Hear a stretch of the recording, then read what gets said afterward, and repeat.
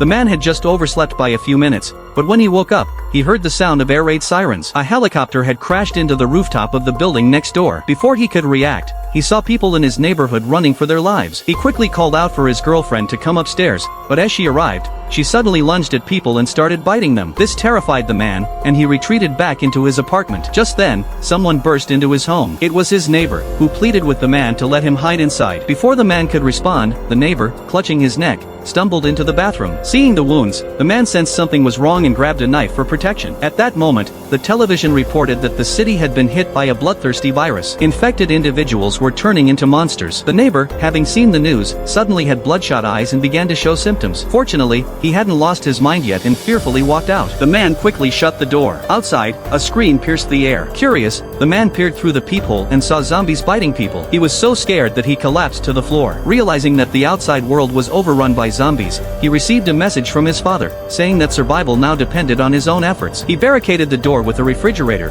covered all the windows with paper to block out any light, and moved the bed into the living room so he could keep an eye on the situation. Each day, he marked a line on the mirror to keep track of time. One night, as he was about to sleep, he heard a noise coming from the bathroom. He grabbed a baseball bat and cautiously went to investigate. A zombie emerged from the ventilation duct in the bathroom, which scared the man into hiding behind the sofa. As the zombie approached, he managed to sneak behind it and strike it with the bat. This was his first time killing a zombie, and it took him a long time to calm down. He then picked up the zombie and threw it off the balcony to prevent it from re-entering. He used a surfboard to block the vent. As time passed, he faced a growing problem. Food was running out. Just as he was losing hope, his mother called, but all he heard on the other end was her screams. At that moment, he felt like he was going insane. He smashed things around the house to vent his anger, but it wasn't enough. He grabbed a stick and opened the door, only to find a zombie on the floor. As he was about to strike, he realized it was his neighbor. Before he could react, a group of zombies charged at him. He barely made it back inside and barricaded the door with the refrigerator again. He lit a cigarette to calm himself down,